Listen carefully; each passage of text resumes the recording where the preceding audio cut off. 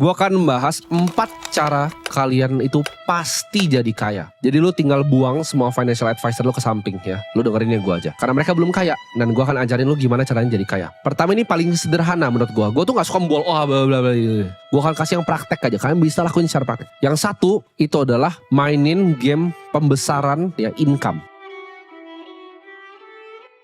Karena yang paling kuat di hidup ini ya, paling nomor satu di hidup ini adalah income. Lupain semua yang pernah diajarin ke lu ya. Lu anggap ini gelas kosong, lu mulai baru. Income lu harus besar. Kenapa? Income adalah wealth creation paling powerful. Karena dengan income, savings rate ya, jumlah tabungan, jumlah energi yang lu simpan bisa lebih besar dibanding lu neken-neken pengeluaran. Tapi alangkah baiknya kalau kalian baru mulai nih main game ini ya, mau jadi kaya, gedein income-nya, kecilin juga pengeluarannya. Kalau pengeluaran masih lebih besar itu artinya ego lu ya. Ego lu terlalu gede. Itu lu bukan belajar sama gue, tapi lu belajar turunin ego lu. Untuk lu telan bahwa saya adalah orang miskin dan saya mau kaya. Gedein dulu nih income-nya. Gimana caranya? Banyak caranya. Tinggal satu caranya. Increase value lu. Apapun yang lu kerjain. Kalau lu kasih yang terbaik terus, orang akan lihat value lu dan lu dikasih income lebih. Apapun yang lu kerjain. Mau di bisnis, mau di pekerjaan. Apapun itu. Ya, increase value lu. Increase value lu ke masyarakat kalau lu pebisnis. Kalau lu pekerja, increase value lu ke bisnisnya. Bisnisnya pasti lihat. Kalau lu lakukan sesuatu yang lebih, lu pasti di reward lebih. Ya, itu adalah hukum alam. Simple, tapi orang banyak gak ngerti. Perbesar dulu ya.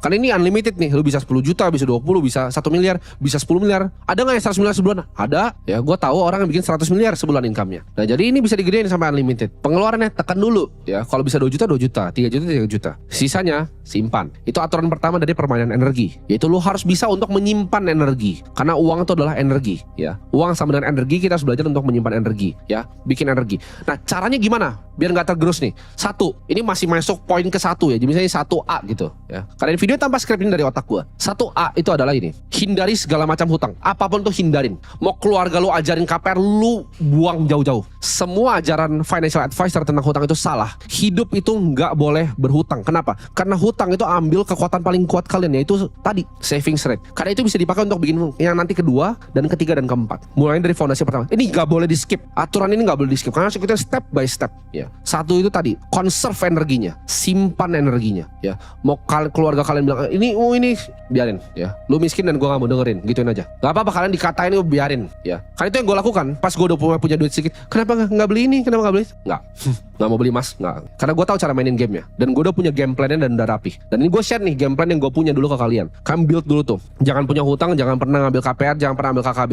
Lu belum bisa beli cash, lu gak mampu artinya. Sesimpel itu. Apakah salah ngekos, apakah salah kontrak? Enggak ya. Gue bisa bantah semua financial advisor miskin kalian. Gak ada salahnya dengan ngekos, gak ada salahnya dengan nyewa. Kenapa? Karena yield di Indonesia itu kecil banget ya. Jangan samain sama di New York, yieldnya 6,5%. Yield under 5% dari harga total barangnya, itu kalian harus pakai justru ya. Kesempatan untuk sewa. Apakah ini gak dilakukan sama orang kaya? Gue kenal teman gue yang luar biasa kaya. Luar biasa kaya. Dia bahkan udah punya rumah asli di Menteng ya. Rumahnya besar sekali di Menteng. Tapi dia tinggal di mana? Di Bali. Dan apakah dia beli properti di Bali? Tidak. Dia villa hopping, setiap 3 bulan pindah villa. Ya super mahal villanya. Tapi dia pun gak beli villanya. Karena menurut dia bosan. Apakah salah lakukan itu? Enggak ya. Jadi gak ada salahnya dengan ngekos. Lebih baik kalian ngekos, kalian telan ego ya. Mau dikatain teman kalian, gak usah, biarin aja. Dibanding kalian udah terlanjur masuk cicilan, kalian masuk ke perangkap hutang yang kalian gak bisa keluar selama 20 tahun. Itu ngegrogotin saving rate ya. Energi lu kasih ke bank, lu lemparin ke bank. 5 tahun pertama lu bayarin cicilan, energi lu hilang. Jangan pernah hilangin energinya. Di conserve. Sewa itu bukan buang-buang duit. Nah, yang pertama itu dulu.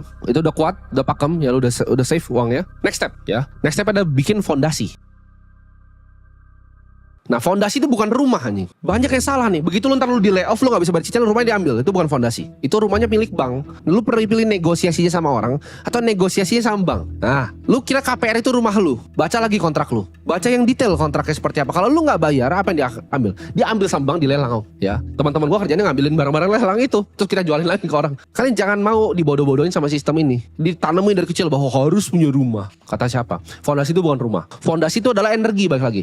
Nah energi itu formatnya bisa berubah ke mobil, bisa berubah ke rumah. Tapi kalau lu rubah ke rumah, di saat lu butuh energinya, lu mesti mortgage balik kan, lu tarik lagi, itu cicil lagi keluar. Itu nggak bagus. Atau lu jual pun pasti turun value properti lu ya, percaya nggak? Apalagi lu yang beli rumah 1 miliar, 2 miliar, pasti turun. Bayar biaya agent lagi 2%, pajak segala macam, turun ya. Energi itu harus liquid. Jadi gimana caranya kita lakukan itu? Nah ini kalian bisa lakukan dengan berbagai macam cara. Bisa bahkan cuma sesimpel stay cash. banyak ngajarin, dana darurat ya kan 3-6 bulan. Enggak ya. Yang kalian perlu lakukan adalah kalian bikin fondasi yang luar biasa panjang. Bisa 2 tahun, bisa 3 tahun, bisa 5 tahun dibanding beli rumah. Punya fondasi ini ya. Jadi belajar untuk save energi, conserve energi. Ya, energinya lalu disisihin ke dalam fondasi ini. Ini baru rumah asli lu, rumah finansial lu di atas. Ya, lu begitu udah punya bantalan, misalnya lu punya uang 1 miliar sebagai bantalan, itu enak kan rasanya. Lu mau ngapa-ngapain enak rasanya, udah gampang. Ya, ini terserah. Lu mau taruh di surat hutang dimanapun terserah. Itu preferensi lu. Gua nggak akan kasih saran lu misalnya mau masuk money market atau mana, itu terserah lu. Stay cash juga boleh. Tapi lu punya fondasi yang luar biasa kuat yang nggak bisa digoyahkan. Lu ibaratnya di PHK pun lu bakal ketawa. Lu bisnis lu bangkrut lu bakal ketawa. Nah, fondasi ini udah punya. Baru ke next step yaitu investasi. Orang suka skip step kedua ini ya. Dari 1 dia nggak ngerti cara cari income, dia ngutang KPR, dia hilangin saving rate-nya, energi dibuang-buang ke bank, dia nyampe sini, dia langsung lompat tuh. Udah energi dibuang ke bank, dia langsung lompat ke yang nomor 3. Itu mampus langsung lu. Langsung mampus. Lu udah KPR, lu langsung investasi, itu mampus langsung. Lu pasti akan berantakan. 1 drawdown dari market, hidup lu berantakan. Jadi lu bikin dulu fondasi yang luar biasa kuat ini, baru lu lompat ke yang nomor 3. Nah, fondasi ini, berapapun angka yang di kepala kalian, misalkan mikir, kayaknya gua ada 500 juta aman. Enggak, lu aja sama inflasi ya. Jadi yang lu lakukan adalah angka berapapun yang lu mikir tadinya aman, yang luar biasa besar itu di kepala lu, misalnya 5 juta, 1 miliar, 10 miliar, kali 2 angkanya. Baru itu fondasi lu. Next baru investasi. Lu udah belajar nih untuk nyimpan energi untuk diri lu sendiri, baru lu salurkan energinya untuk dapetin energi baru. Jadi investasi adalah bikin energi lu bekerja untuk energi yang lain. Itu menyalurkan. Kalau lu aja sendiri belum punya banyak, gimana caranya lu salurin ya? Makanya financial advisor tuh semuanya miskin, mereka nggak ngerti ini, nggak pernah jadi kaya soalnya ya. Mereka nggak pernah lihat aset ratusan miliar. Cara bikin aset ratusan miliar tuh seperti ini ya. Simpan dulu, conserve, baru kalian salurin. Nah, salurin ini penting banget. Penting banget untuk kalian lakukan apa? Yang namanya fokus. Fokus ke industri yang memang kalian pilih. Maksudnya apa? Sebelum kalian belajar untuk nyalurin, kalian pilih dulu kira-kira yang kalian tuh lebih natural kemana. Misalnya ke saham, ke properti, ke kripto, kemana. Kalau gue pribadi gue pilih kripto. Tapi kalian pilih satu bidang yang kalian akan dalamin seumur hidup kalian. Dan kalian master benar-benar bidangnya. Kalian salurin semuanya di satu bidang. Jadi ini agak sedikit kontroversial dan berbeda dengan yang diajarin financial advisor. Kita nggak perlu diversifikasi. Kenapa? Karena kita menyalurkan energi. Kita cari yang terbaik untuk bikin uang kita double. Karena kita udah punya fondasi tadi di tengah. Ya. Step ketiganya berinvestasi atau menyalurkan energi. Step 4 adalah kita fokus dalam menyalurkan energi. Ya, belajar simpan energi, belajar bikin fondasi kokoh tentang energi, belajar menyalurkan energi, dan belajar gimana cara menyalurkan energinya. Itu 4 step ya, itu udah pasti jadi kaya. Jadi mau yang investasi ini naik turun kiri kanan jungkir balik, kalian nggak peduli. Kalian bisa ambil drawdown 50% karena kalian punya fondasi yang sangat kokoh yang bisa biayain hidup kalian kapanpun. Ini akan otak kalian akan berbeda nanti. Begitu kalian nyalurin jadi gampang. Nah, ini gamenya konglomerat. Mereka selalu punya reserve. Ya, mereka selalu punya reserve. Nah, begitu kalian masuk ke game yang terakhir, nah kalian tinggal pilih. Kalian mau masuk di game yang mana dan fokus, jangan diversifikasi ya. Resiko lu udah di offset sama yang fondasi. Lu nggak perlu diversifikasi di investasi. Selalu konsentrasi, hajar 1 atau 2 aset. Lu lihat nih misalnya lu orang properti. Oke, ini mall ini under value, hantem langsung hajar beli mall gitu ya. Nggak perlu beli rumah-rumah kecil-kecil kos-kosan banyak, nggak perlu. Itu game orang nggak punya duit. Lu lihat gedung murah hantem langsung ya. Lu lihat saham nih ya, udah pada kayak supermarket 12 gitu karena mau diversifikasi risiko. Apa yang lu mau diversifikasi, lu nggak pernah bisa miskin, lu udah punya fondasi.